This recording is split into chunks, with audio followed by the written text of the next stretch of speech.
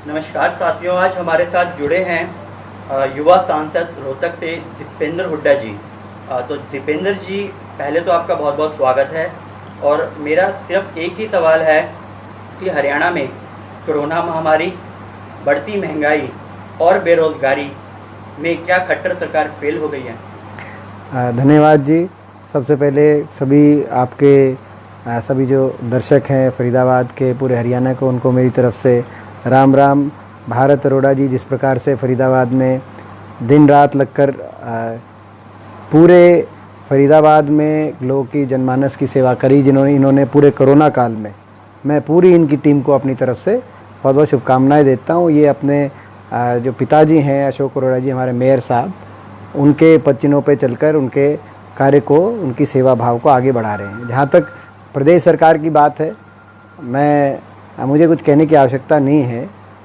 ये प्रदेश सरकार का जो 6 साल का कार्यकाल रहा है, इस कार्यकाल ने जो प्रदेश देश में विकास में नंबर 1 था, विकास दर में नंबर 1, प्रति व्यक्ति आय में नंबर 1, प्रति व्यक्ति निवेश में नंबर 1, हुड्डा सरकार के समय खेल खिलाड़ियों के मान सम्मान में नंबर 1, आज वो प्रदेश 6 साल की बीजेपी जजपा खट्टर सरकार के कार्यकाल के बाद बेरोजगारी में नंबर 1 हो गया है। 6 साल में कोई निवेश हुआ नहीं, इन्वेस्टमेंट हुई नहीं, नंबर 1 बेरोजगारी, 33% बेरोजगारी। उत्तर यूपी, बिहार, जम्मू कश्मीर से भी ज़्यादा बेरोजगारी हरियाणा के अंदर।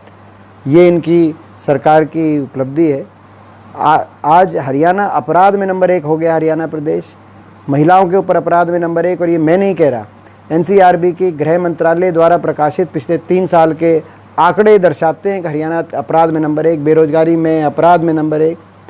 और जो प्रदेश आपस में भाईचारे, खुशहाली का मिसाल दिया जाता था, जिस प्रदेश का शांति का मिसाल दिया जाता था, उस प्रदेश के अंदर इस सरकार ने हर तरीके से आपस के भाईचारे का भी नुकसान हुआ और शांति और जो सुख शांति रहती थी प्रदेश में, वो उसमें कमी आई।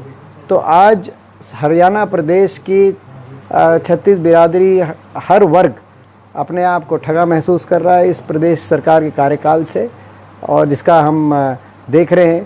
पहले 5 साल जो रहे जो खट्टर सरकार के, उसमें तो प्रदेश को विकास की पटरी से उतारा गया, अब प्रदेश को व्यापक तौर से लूटा जा रहा है। ये दूसरा कार्यकाल है, इसमें जेजेपी भी शामिल हो गई है। वो लोग बड़े ठग हैं, तो वो तो सोने पे सुहागा, वो तो लगे हुए हैं। जब पूरी दुनिया, पूरा विश्व कोरोना से बचाने में लगा हुआ था अपने आप को, तो हरियाणा एक ऐसा प्रदेश था जिसमें शराब घोटाला और रजिस्ट्री घोटाले के माध्यम से ये जो हरियाणा के लोगों को लूटने में ये सरकार लगी हुई थी।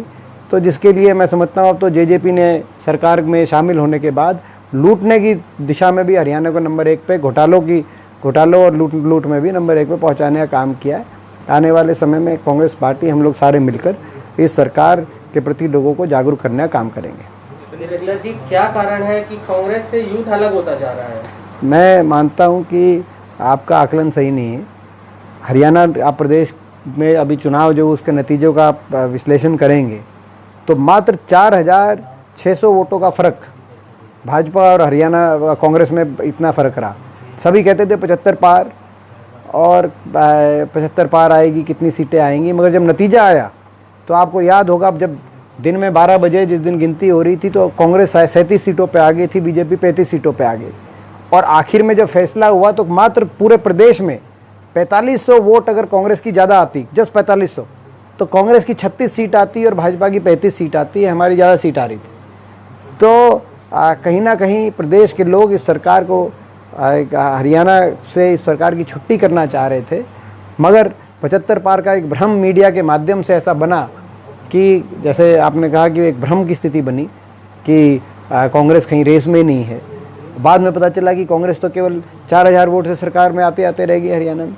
तो ये इस बात का सूचक है कि सरकार से लोग संतुष्ट नहीं थे, सरकार को बदलना चाहते थे। आज अर्थव्यवस्था ठप है हरियाणा की।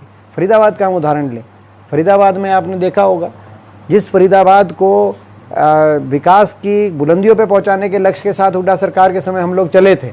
आपको याद होगा, बदरपुर फ्लाईओवर की बात हो, मेट्रो की बात हो, मथुरा 4 लेन हाईवे की बात हो, बाईपास की बात हो, फ्लाईओवर की बात हो, या ईएसआई मेडिकल कॉलेज की बात हो, चाहे वाईएमसीए यूनिवर्सिटी की बात हो, आईएमटी चाहे वो IMT पृथला की बात, तो ये सारे प्रोजेक्ट, चाहे फरीदाबाद गुड़गांव रोड की हाईवे की रोड निकालने की बात, तो ये सारे प्रोजेक्ट्स हुड्डा सरकार के प्रोजेक्ट्स हैं। 6 वर्ष के इनके कार्यकाल में नया कोई फरीदाबाद में एक काम ये बता दें, एक काम छोड़ें। हम नहीं कहते कि मेट्रो इन्होंने आगे बल्लभगढ़ से पलवल तक क्यों नहीं पहुंचाई, मैं ये कहता हूं कि एक मेट्रो का खंभा भी इन्होंने आगे क्यों नहीं मंजूर कराया, उस बारे में प्रकाश डालें। तो ये केवल फरीदाबाद नहीं, पूरे हरियाणा के बारे में, एक एक ज़िले के बारे में मैं बता सकता हूं। तो ये आज हमारा कर्तव्य है, हम सब मिलके लोगों में जागरूकता लाएं ताकि हरियाणा को दोबारा से उस विकास की पटरी पे, उस विकास के पथ पे लेके जाया जा सके जिसमें हरियाणा के युवाओं का सुनहरा भविष्य हरियाणा में आने वाले समय में हम मिले। सिंधिया जी और सचिन पायलट के बारे में हम बात करना चाहेंगे कि ऐसा क्या कारण था कि वो पार्टी से नाराज हुए? उनके महत्वाकांक्षाएं हो सकती हैं, महत्वाकांक्षाओं का तो ना तो आपके पास कोई उत्तर है ना हमारे पास उत्तर है। महत्वाकांक्षाएं मुख्यमंत्री बनने की महत्वाकांक्षाएं रहती हैं और शुभकामनाएं हैं, भाजपा मुख्यमंत्री बनाए। जी, बड़ौदा उपचुनाव का कितना महत्वपूर्ण मानते हैं पार्टी के लिए? बड़ौदा उपचुनाव कांग्रेस पार्टी जीतेगी, रिकॉर्ड मतों से जीतेगी। जिस दिन नतीजा आएगा बड़ौदा से, एक संदेश जाएगा पूरे देश में कि हरियाणा प्रदेश की जनता ने मन बना लिया। उसी दिन से मेरा मानना है प्रदेश की राजनीति को नई दिशा मिलेगी और हरियाणा में भाजपा सरकार की, भाजपा और जजपा सरकार की, क्योंकि अब ये भी शामिल हो गए लूट खसूट में, तो इस सरकार की उल्टी गिनती वहीं बड़ौदा से शुरू हो जाएगी, ऐसा मुझे विश्वास है।